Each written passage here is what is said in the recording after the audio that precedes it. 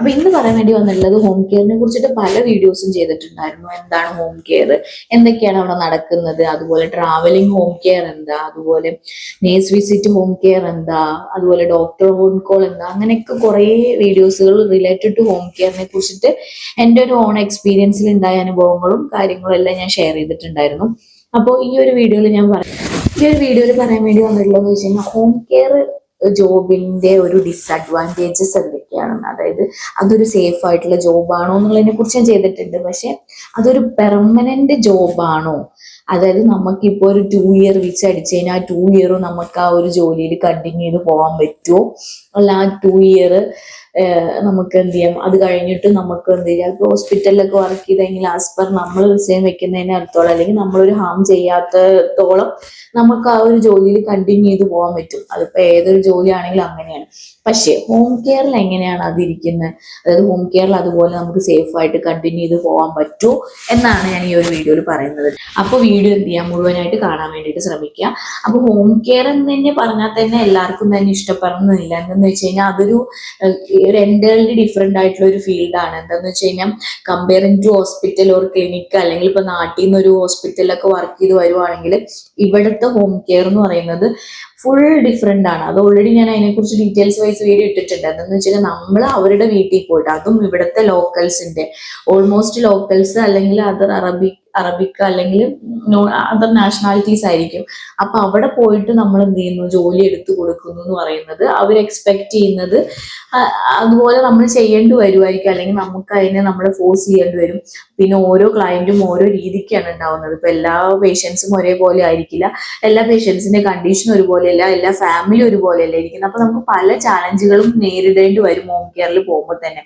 അപ്പൊ എൻ്റെ ഒരു അഭിപ്രായത്തിൽ നിങ്ങൾക്ക് അത്രയും വില്ലിങ് ആണെങ്കിൽ, അല്ലെങ്കിൽ അത്രയും ജോലിയും കാര്യങ്ങളും ഒന്നും കിട്ടിയില്ല, ഹോം കെയർ മാത്രമാണ്, നല്ല സാലറി കാര്യങ്ങളാണെങ്കിൽ മാത്രം നിങ്ങൾ ഹോം കെയർ ചൂസ് ചെയ്യാം.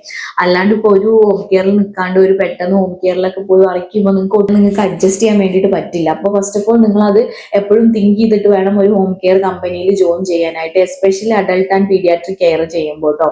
പിന്നെ അല്ലാണ്ട് ഞാൻ പറഞ്ഞില്ല, വിസിറ്റ് നേഴ്സ് ഒക്കെ ആകുമ്പോൾ നമുക്ക് ഇച്ചിരി കൂടി കുഴപ്പമില്ല. നമുക്ക് കമ്പയറിങ് ടു അഡൾട്ട് പീഡിയാട്രിക് കെയറിനെ കമ്പയർ ചെയ്ത് നോക്കുകയാണെങ്കിൽ വിസിറ്റ് നേഴ്സിന് ഇച്ചിരി കൂടി ലെസ് ആയിരിക്കും നമുക്ക് കുറച്ചുകൂടി മീൻസ് കംഫർട്ടബിൾ ആയിരിക്കും. മറ്റേതാകുമ്പോൾ 12 hours ഒക്കെ അവരുടെ വീട്ടിൽ പോയിട്ട്, എല്ലാ ക്ലയന്റും ഞാൻ പറയുന്നില്ല, പക്ഷെ ഓൾമോസ്റ്റ് എല്ലാ ക്ലയന്റും ഇച്ചിരി റൂഡും, അതുപോലെ റിലേറ്റീവ്സ് ആണെങ്കിലും നമ്മൾ എല്ലാവർക്കും ചെയ്തു കൊടുക്കണം. നമ്മളിപ്പോൾ അവരെന്താ വെച്ചാൽ ഒബിയസ്ലി അവര് പൈസ കൊടുത്ത് ചെയ്യുന്നതുകൊണ്ട് അവർ അതിനനുസരിച്ചിട്ട് നമ്മളെ എന്ത് ചെയ്യും, ഇച്ചിരി ചൊറിയാനോ കാര്യങ്ങൾക്കൊക്കെ ചാൻസ് കൂടുതലാണ്. അതുപോലെ നമ്മുടെ കമ്പനിയിൽ നിന്ന് നമുക്ക് പ്രഷർ ഉണ്ടാവും. അപ്പൊ ഇതിന്റെ ഒരു ഡിസഡ്വാൻറ്റേജസ് എന്ന് പറഞ്ഞു കഴിഞ്ഞാൽ എന്തെന്ന് വെച്ച് കഴിഞ്ഞാൽ, നമുക്ക് ഈ ഒരു ജോബ് എന്ന് പറഞ്ഞാൽ സെക്യൂർ അല്ല, അതായത് ഒരു പെർമനന്റ് ജോബ് അല്ല. അതായത് നമുക്ക് ബുക്കിംഗ് വരുന്നതിനനുസരിച്ചിട്ടാണ് കമ്പനി റൺ ചെയ്തുകൊണ്ടിരിക്കുന്നത്. ഇപ്പൊ ചില കമ്പനിക്ക് വർഷങ്ങളായിട്ടുള്ള ഹോം കെയർ ആണെങ്കിൽ ഇറ്റ്സ് ഓക്കെ, ഗുഡ്. എന്താന്ന് വെച്ചാൽ അവർക്ക് റെഗുലർ ക്ലയൻസ് കാര്യങ്ങൾ റെഗുലർ ആയിട്ട് ഉണ്ടാവും. അത് സ്ഥിരമായിട്ട് അവർ ആ ഒരു ഹോം കെയറിനെ ട്രസ്റ്റ് ചെയ്തിട്ട് അവരുടെ സർവീസും കാര്യങ്ങളും എല്ലാം ആയതുകൊണ്ട് തന്നെ അവര് എന്ത് ചെയ്യും, അവരെ തന്നെ ബുക്ക് ചെയ്യും. ആ ഒരു സെയിം ക്ലയന്റ് തന്നെ അവർക്ക് വരും. അത് ലോങ് ടൈം ക്ലയൻസും കാര്യങ്ങളും ഒക്കെ ഉണ്ടാവും. അല്ലാത്തൊരു ഹോം കെയറുകൾ, അതായത് ഇപ്പൊ കുറേ ഹോം കെയറുകൾ സ്റ്റാർട്ട് ചെയ്തിട്ടുണ്ടല്ലോ. അപ്പൊ അങ്ങനത്തെ ഹോം കെയറിലൊക്കെ അവർക്ക് മേ ബി അവര് ഇപ്പൊ നന്നായിട്ട് എന്ത് ചെയ്യും, ഒരു 2 വർഷമൊക്കെ ആവുമ്പോഴേക്കും ആവാറായിട്ടേ ഉണ്ടാവുള്ളൂ. അപ്പൊ അവര് ഫോക്കസ് ചെയ്യുന്നതെന്ന് വെച്ച് കഴിഞ്ഞാൽ ഇങ്ങനെ തുടക്കത്തിൽ ഓഫറും കാര്യങ്ങളും കൊടുത്ത് അവർക്ക് ഇപ്പോൾ ഒരു 5-6 ക്ലയൻസ് ഒക്കെ ഉണ്ടാവുമായിരിക്കും. അതുപോലെ തന്നെ അവിടുത്തെ നേഴ്സസും കുറച്ച് ലെസ് ആയിരിക്കും. അങ്ങനത്തെ ഒക്കെ ഹോം കെയറിൽ പോയി പെടുമ്പോൾ എന്ന് വെച്ച് കഴിഞ്ഞാൽ അവർക്ക് ഇപ്പോൾ ഒരു ബുക്കിംഗ് അല്ലെങ്കിൽ ഒരു നേഴ്സസിന്റെ എന്തെങ്കിലും ഒരു കംപ്ലൈന്റ് വരുമ്പോൾ ഒബിയസ്ലി കംപ്ലൈൻറ്റ്സ് എന്തെങ്കിലും ഇഷ്യൂ ഉണ്ടായി കഴിഞ്ഞാൽ അവർ ആ ഹോം കെയർ സർവീസ് വേണ്ടെന്ന് വെക്കും. അങ്ങനെ വെക്കുമ്പോൾ ഒരു ക്ലയന്റ് പോവുക എന്ന് പറയുന്നത് ആ കമ്പനിയിലെ അപേക്ഷിച്ച് നോക്കുകയാണെങ്കിൽ വളരെ ലോസ് തന്നെയാണ്. അങ്ങനെ അവർക്ക് എന്ത് ചെയ്യും, ബുക്കിങ്സും കാര്യങ്ങളൊക്കെ കുറയുവാണെങ്കിൽ എന്ത് ചെയ്യും, എംപ്ലോയീസിനാണ് അത് ഡിഫിക്കൽട്ട്.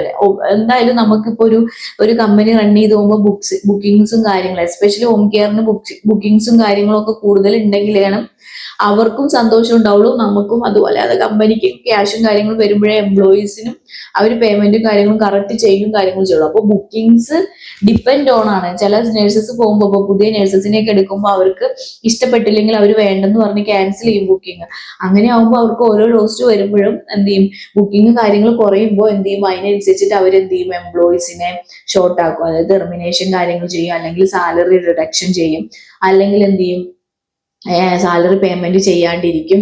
അങ്ങനത്തെയൊക്കെ ഇഷ്യൂസുകൾ ഈ ഹോം കെയറിൽ ഒരുവിധം, നല്ല ഹോം കെയറിനെ കുറിച്ചല്ല ഞാൻ പറയുന്നത്, പക്ഷെ ഓൾമോസ്റ്റ് ഹോം കെയറിൽ ഇപ്പൊ ഞാൻ 2-3 ഹോം കെയറിൽ വർക്ക് ചെയ്തതിലൊക്കെ എനിക്ക് ഉണ്ടായ എക്സ്പീരിയൻസ് അങ്ങനെയാണ്.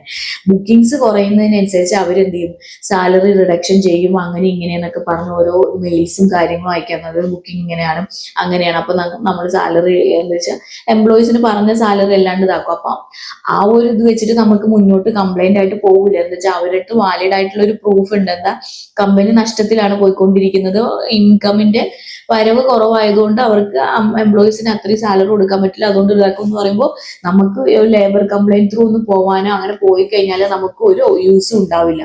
അപ്പൊ ഇതൊക്കെ ഒരു ഡിസഡ്വാൻറ്റേജസ് ആണ് കമ്പയറിങ് ടു ഹോസ്പിറ്റൽ ഓർ ക്ലിനിക്സിൽ നോക്കുകയാണെങ്കിൽ. ക്ലിനിക്സിലും ചില ക്ലിനിക്സിലും അതുപോലെ തന്നെ ഒരു ഇഷ്യൂസുകൾ ഫേസ് ചെയ്യാറുണ്ട്. പക്ഷെ ഹോസ്പിറ്റൽ അങ്ങനെയല്ല, നമുക്കിപ്പം പറഞ്ഞ ഫിക്സഡ് സാലറി ആണെങ്കിൽ ആ ഒരു ഇതിൽ തന്നെ പോവുള്ളൂ.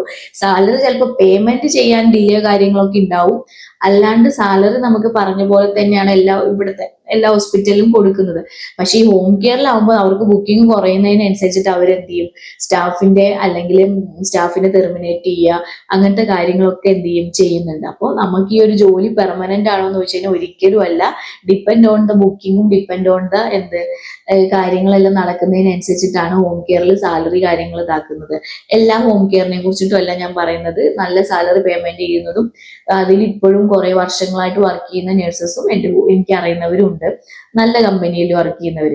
അല്ലാത്ത ഒരുവിധം ഇപ്പോൾ എനിക്ക് തോന്നുവാണെങ്കിൽ ഇഷ്ടം പോലെ എല്ലായിടത്തും ഹോം കെയറുകൾ ഇങ്ങനെ സ്റ്റാർട്ട് ചെയ്തോടെ. എസ്പെഷ്യലി ഈ ഒരു ബ്ലഡ് കളക്ഷൻസ്, IV തെറാപ്പീസ്, അങ്ങനത്തെയൊക്കെ സർവീസുകൾ കൊടുക്കുന്ന കുറെ ഹോം കെയറുകളുണ്ട്. അപ്പൊ അവരെല്ലാം ഡിപ്പെൻഡ് ചെയ്തിരിക്കുന്നത് ഈ ബുക്കിംഗ് ആണ്. ഇപ്പൊ ബുക്കിംഗ് കുറയുന്നതിനനുസരിച്ചിട്ട് അവർ സാലറി എംപ്ലോയിനെ റെഡ്യൂസ് ചെയ്യുക, അതുപോലെ തന്നെ സാലറി ഡിലേ ആക്കുക, ഇങ്ങനത്തെ ഇഷ്യൂസുകൾ കാര്യങ്ങളൊക്കെ എന്ത് ചെയ്യുന്നുണ്ട്, ഹോം കെയറിലെ ഒരു വലിയൊരു ഡിസഡ്വാൻറ്റേജസ് ആണ്. അപ്പൊ നിങ്ങൾ എപ്പോഴും നല്ല ഹോം കെയർ നോക്കുക, ഹോം കെയറിന്റെ റിവ്യൂസ് കാര്യങ്ങളെല്ലാം ചെക്ക് ചെയ്ത് നോക്കുക, ലൈസൻസ്ഡ് ആണോ എന്നുള്ളത് നോക്കുക, അവിടുത്തെ റേഷ്യോ നോക്കുക, സ്റ്റാഫിന്റെ റേഷ്യോ. നല്ല സ്റ്റാഫും കാര്യങ്ങളൊക്കെ ആണെങ്കിൽ ഉറപ്പായിട്ടും നല്ല റൺ ചെയ്യുന്ന ഒരു ഹോം കെയർ തന്നെ ആയിരിക്കും. പിന്നെ എന്ത് ചെയ്യാം, നിങ്ങൾ കോൺട്രാക്ട് കാര്യങ്ങളെല്ലാം ലീഗലി വായിച്ചു നോക്കുക. ഇങ്ങനെയൊക്കെ ഇഷ്യൂസ് വന്നിട്ടുണ്ടെങ്കിൽ നമുക്ക് ലേബർ ത്രൂ പോകാനോ കാര്യങ്ങളോ ആക്കാനോ ഒന്നും ഒരിക്കലും നമുക്ക് പറ്റില്ല. അപ്പൊ അതെപ്പോഴും നിങ്ങളുടെ മനസ്സിൽ വേണം. ഒരു ഹോം കെയർ ചൂസ് ചെയ്യുമ്പോൾ അത്രമേൽ എന്ത് ചെയ്യും, ട്രസ്റ്റ് ചെയ്തിട്ട് അത്രമേൽ നല്ലതാണോ നോക്കിയിട്ട് മാത്രം ഹോം കെയർ ചൂസ് ചെയ്യാൻ വേണ്ടിയിട്ട് നോക്കാം. അപ്പൊ ഇങ്ങനത്തെ ഇഷ്യൂസുകളൊക്കെ ഹോം കെയറിൽ ഉണ്ടാവും, അല്ലാണ്ട് കുറെ ഇഷ്യൂസുകൾ ഉണ്ടാവും. അത് ഞാൻ ഓൾറെഡി കഴിഞ്ഞ മുന്നത്തെ വീഡിയോസിലൊക്കെ പറഞ്ഞിട്ടുണ്ടായിരുന്നു. അവിടെ ചെന്നിട്ടുള്ള ഓരോ പേഷ്യൻസും റിലേറ്റീവ്സിന്റെ ഒക്കെ എക്സ്പീരിയൻസ്, അവര് എക്സ്പെക്ട് ചെയ്യുന്ന പോലെ നമ്മൾ ചെയ്തില്ലെങ്കിൽ ഉറപ്പായിട്ടും അവര് നമ്മളെ ചൊറിയും, അതേപോലെ നമ്മളെ ഷൗട്ട് ചെയ്യും. ചിലപ്പോ നമ്മളെ എന്ത് ചെയ്യും, വിളിച്ച് കമ്പനിയിൽ ഇഷ്യൂസ് കംപ്ലൈൻറ്റ്സ് കാര്യങ്ങളൊക്കെ പറയുന്നത്. എന്ന് വെച്ചാൽ അവര് ഇപ്പൊ ഒരു നേഴ്സ് അത്രയും നല്ല ചെയ്തു കൊടുക്കുമ്പോൾ അവർ എക്സ്പെക്ട് ചെയ്യും അതുപോലെ തന്നെ വേണമെന്നുള്ളത്. അപ്പൊ പുതിയൊരു ആളിപ്പോ നിങ്ങൾ പുതിയതായിട്ട് ജോയിൻ ചെയ്ത് നിങ്ങൾ അവിടെ പോകുമ്പോൾ നിങ്ങൾ അതിന് അത്രമേൽ ഒരു ഇത് കൊടുത്തിട്ടില്ലെങ്കിൽ ഉറപ്പായിട്ടും അവർ കംപ്ലൈന്റ് ത്രൂ പോകും. അപ്പൊ അതും നമുക്ക് എന്ത് ചെയ്യും, ഇഷ്യൂസ് കാര്യങ്ങളൊക്കെ വരാം. ഇൻ കേസ് ഒരു ബുക്കിംഗ് ക്യാൻസൽ ആയി പോയാലും അവർ എംപ്ലോയീസിന്റെ മേളിൽ തന്നെയാണ് കുറ്റം ചുമത്തുള്ളൂ. അപ്പൊ ഇതൊക്കെയാണ് ഒരു ഹോം കെയറിൽ ഡിസ്അഡ്വാൻറ്റേജസ് എന്ന് പറയുന്നത്. മെയിൻ എന്ന് പറഞ്ഞു കഴിഞ്ഞാൽ ജോബ് സേഫ് അല്ല, എപ്പോൾ വേണമെങ്കിലും എന്ത് വേണമെങ്കിലും സംഭവിക്കാൻ പറ്റുന്ന ഒരു ജോബാണ്. പിന്നെ അത് ഇതായി കഴിഞ്ഞിട്ട് എനിക്ക് ജോബ് നഷ്ടപ്പെട്ട ഒരാളാണ് ഞാൻ. അതായത് ഞാനൊരു കമ്പനിയിൽ വർക്ക് ചെയ്തിട്ട് 2 ഇയർ കംപ്ലീറ്റ് ചെയ്യാൻ വേണ്ടിയിട്ട് പറ്റിയില്ല. അപ്പോഴേക്കും കമ്പനി നഷ്ടത്തിൽ, അതായത് ഈ പറഞ്ഞ പോലെ ബുക്കിങ്ങും കാര്യങ്ങളും കുറവായതുകൊണ്ട് അവര് സ്റ്റാഫിനെ അത് റെഡ്യൂസ് ചെയ്യാൻ തുടങ്ങി, അത് ടെർമിനേഷൻ ലെറ്റർ കൊടുത്ത് സ്റ്റാഫിനെ ഇതാക്കാൻ തുടങ്ങി. അതിനുശേഷം പിന്നെ അവർ സാലറി പേയ്മെന്റ് ചെയ്യാണ്ടായി.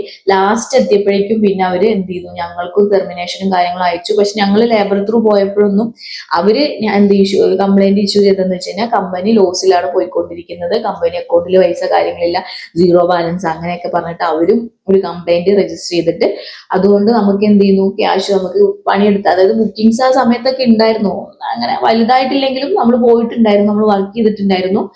പക്ഷെ നമുക്ക് ആ സാലറിയും കാര്യങ്ങളൊന്നും കിട്ടിയില്ല. ലാസ്റ്റ് നമുക്ക് ടെർമിനേഷൻ കിട്ടിയിട്ട് ഇറങ്ങാണ്ട് വന്നു കേട്ടോ. അപ്പൊ ഇതെന്റെ ഒരു ഓൺ എക്സ്പീരിയൻസ് ആണ്. അപ്പൊ ഇതുപോലെയൊക്കെ ഉണ്ടാവും, എല്ലാവരും ചെയ്യുന്നല്ല ഞാൻ പറയുന്നത്. ഇപ്പോഴും ഞാൻ പറയണ എല്ലാ ഹോം കെയറും ഇതുപോലെ അല്ല, പക്ഷെ ഓൾമോസ്റ്റ് ഒരു 50-50 ഇങ്ങനെ തന്നെയാണ് ഹോം കെയറേഴ്സ് ഒക്കെ റൺ ചെയ്തുകൊണ്ടിരിക്കുന്നത് കേട്ടോ. അപ്പൊ ഈ ഒരു വീഡിയോ നിങ്ങൾക്ക് യൂസ്ഫുൾ ആയി, ഹോം കെയറിൽ വർക്ക് ചെയ്യാൻ ആഗ്രഹിക്കുന്ന നേഴ്സസിന് ഈ ഒരു വീഡിയോ ഹെൽപ്ഫുൾ ആയി എന്ന് വിചാരിക്കുന്നു. അപ്പോൾ ഇതുപോലത്തെ ഇൻഫർമേഷൻ വീഡിയോസോ അല്ലെങ്കിൽ നേഴ്സിംഗ് റിലേറ്റഡ് ആയിട്ടുള്ള വീഡിയോസുകൾ ഉണ്ടെങ്കിൽ, ഡൗട്ടോ കാര്യങ്ങളോ ഉണ്ടെങ്കിൽ ഉറപ്പായിട്ട് എനിക്ക് മെസ്സേജ് അയക്കാം. ഞാൻ നിങ്ങൾക്ക് വീഡിയോ ആയിട്ട് റിപ്ലൈ തരാം കേട്ടോ. അപ്പൊ അടുത്തൊരു വീഡിയോ ആയിട്ട് വരുന്നതായിരിക്കും. Thank you for watching. By.